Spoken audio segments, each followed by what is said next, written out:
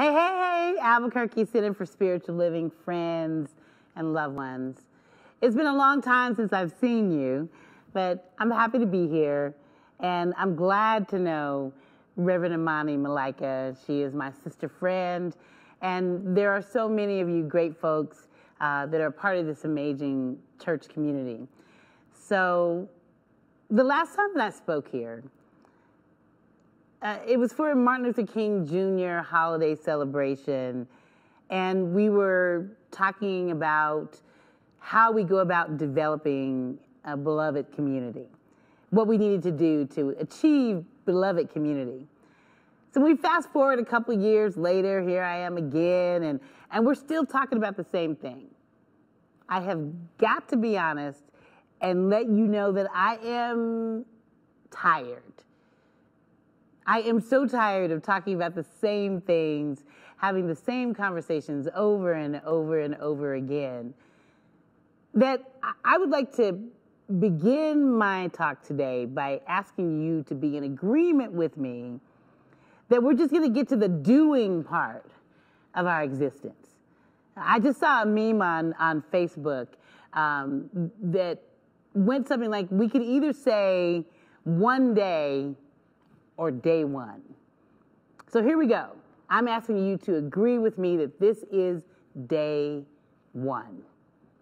A few months ago, a pandemic blindsided us and stopped all of us in our tracks and made most of us realize that the world as we knew it was no more. Everything changed in an instant. The season in our lives has been so incredibly challenging. We've experienced so much loss, and then right on top of it came a series of new blows that we had to pay attention to. We watched a modern day lynching in real time. It was everywhere, and there were no distractions that would allow us to ignore the 401-year pandemic of racism that is and has been as devastating as COVID-19. Our emotions are running high at this moment. People are asking, what can we do to end this crisis? How do we make Black Lives Matter for real? I suggest to you that we must do everything that we can, as Reverend William Barber once said, to make this a movement and not a moment. This, is my friend Brian Colon said, is a tipping point and not a flashpoint. And to further nuance that statement, I would add that our focus on this moment is truly essential. As I said, we can't ignore what's happening in this moment. That's impossible. But it must be accompanied by an equivalent focus on the movement. Let's talk about that. What do we do when the hashtags end, when they stop trending, and when the news cycles end? And they are going to end. What will we do then? The system and the container that created this moment requires the same intensity of focus. Most of us agree that our system is broken and requires change. And I say most of us because I regularly read about people who say, not sure what the problem is. Why do y'all keep complaining? And for the record, these people who say that are not on my Christmas list. But while we may not all have the same understanding of what change might look like, there's fairly common agreement that there are major defects in our system of governance. So today I'm asking you to join me in understanding that we are not separate from the system. Collectively, we comprise it. I'd ask you to explore with me a new way to discuss the system by agreeing with, or at least seriously considering, this premise. I am the system. I am the system, therefore, I am the solution. So we're smart and committed people, and now is the time for us to acknowledge that the white supremacy and racism that is inherent within the structure of our systems will only change when we do. So my talk today is about our personal responsibility as relates to the situation that we currently find ourselves in as a nation. I also want to make an important distinction here. My name is Cathryn McGill, founder director of the New Mexico Black Leadership Council and the New Mexico Black History Organizing Committee. And the purpose to which my life is committed, my assignment, if you will, is to use my voice and influence to create a society that is based on equality and justice.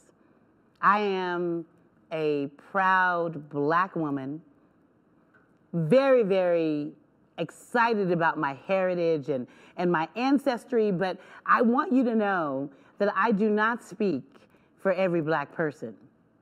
And it's a mistake to make one person your source of information about what is so. I encourage all of you to understand your own personal brand and your own pathway to being a leader, and we're all leaders, and demonstrating your own leadership. We're all leaders in our own unique way. So in regards to contextualizing the moment, this is not the first time that America has experienced this kind of national unrest. It seems to happen over and over and over and over and over and over and over again.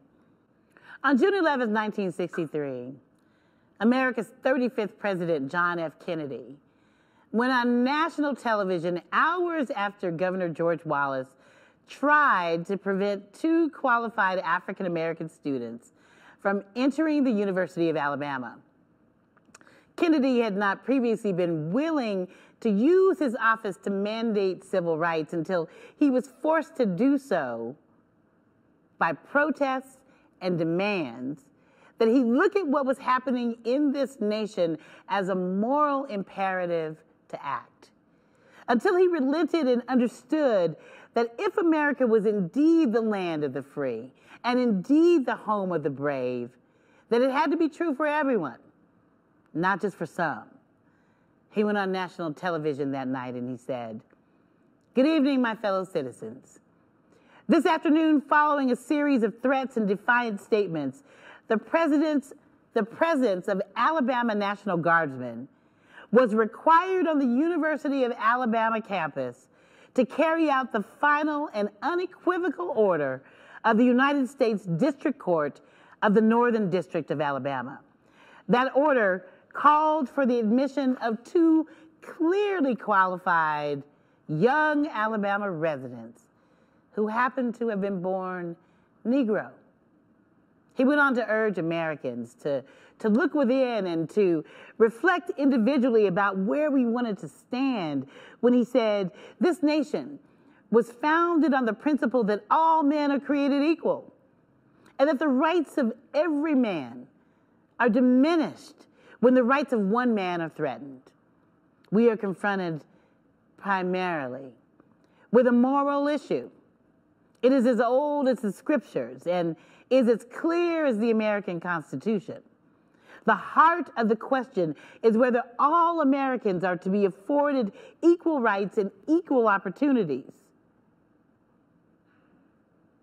100 years of delay have passed since President Lincoln freed the slaves, yet their heirs, their grandsons, are not truly free. Neither will America be until all citizens are free." After delivering the speech, Kennedy reportedly said to a few trusted colleagues, "Sometimes you look at what you've done and the only thing you ask yourself is, what took you so long?" The next week, President Kennedy sent his civil rights bill to Congress. And with that impassioned plea and historic legislation that went to Congress and was eventually passed, shouldn't that have been the end of it? Why are we in this place again? I believe that it is because our focus has been primarily on handling the crisis of the moment, Certainly the moment is important and must be addressed, but this focus distracts us, perhaps by design, from focusing on real change, and long-term solutions. The system that we operate within is designed to be self-perpetuating. And while we focus on just easing the pain of the moment, the system continues on unabated. And many of the solutions that we employ are only temporary, not designed to last, not built to last. So we must ask ourselves why this is true. If we are who we say we are, and we believe what we say we believe. The Committee on Public Information, or the Creel Commission, headed up by George Creel and created by the Wilson administration, was an independent agency of the United States government designed to influence public opinion to support our country's participation in World War I. The leading figure in the Creel Commission was a man by the name of Edward Bernays, the nephew of Sigmund Freud. Armed with his uncle's theories of the subconscious, Edward Bernays is considered to be the father of public relations and the catalyst for building what we now know as this booming public relations industry. Bernays wrote a book called Propaganda that chronicled the successful campaign to rally patriotism in World War I, to define patriotism as support for the war. And it should be noted that the term propaganda didn't have any bad juju around it at that time. It was just a way to shape public opinion until it became associated with the antics of Nazi Germany in World War II. Propaganda was a word used to define this concept of regimenting the public. What he said was, and he popularized the notion that it is possible and necessary to regiment the public mind every bit as much as an army regiments bodies. The techniques used to regiment minds, he said, had to be used, and get this, I want you to understand what I'm saying here, that this technique had to be used by the quote-unquote intelligent minorities in order to make sure that the government remained in power and control of the majority. What's implied there is the ignorant majority. And ladies, if you're ever wondering, who helps make pantyhose, that evil, incredibly hot, restrictive thing that we had to wear, incredibly popular, you have Edward Bernays, Freud's nephew, to blame. Because he told us as women that if we wanted to be beautiful, and that we wanted to be seen as empowered, that we had to wear silk hosiery and subsequently pantyhose to be considered so. And I don't know about you, but I agree that I do want to be considered beautiful, and I do want people to think that I'm empowered. But I don't think that pantyhose is what makes us beautiful and empowered. Wearing pantyhose, like so many other things, was a well-orchestrated, lucrative, and brilliant distraction, unbeknownst to me at the time. I played a game as a child that perfectly illustrates this point, and I made it the title of my talk today. The game usually began with some kid on the playground or in the classroom, and they would run up behind you and catch you by surprise and poke you on the shoulder and say, "Look over there." And as soon as you looked, they would start to laugh and say, "Ha ha, made you look, stole your mama's pocketbook." And this moment is important. And it's perhaps the most important time of my life. But if we focus only on the vagaries and the injustice of this particular crisis and not the system that created it, it will be another ha-ha made you look moment, and nothing, and I do mean nothing, will ever change. I find that unacceptable, and I hope you will too. And the way we dismantle the system, how do we do it? It is by taking individual ownership of this current moment. I am the system. Therefore, I am the solution. I ran across an article in the Harvard Business Review a few years ago that focused on how we change systems and organizations. And the author said that change occurs when leaders, and remember, we are all leaders, take personal responsibility and start each day by saying, what leadership is required of me? And how can I be of service? I'm asking you to begin to dismantle systems that don't support equality and justice by doing your own research on how we authentically live out the principles upon which this country was founded. And the next time you walk into a room where you have the power and the privilege to use your voice to make a difference, if you are who you say you are and you believe what you say you believe, you must. Let us go beyond diversity, equity, and inclusion, tokenism, and surface level diversity, equity, and inclusion.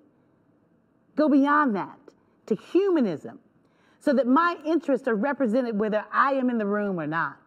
Take me with you and the common need for equality and justice to those spaces, and I promise to do the same for you. When you go into those rooms with an equality and a justice lens, ask yourself in the moment, what leadership is required of me in this moment?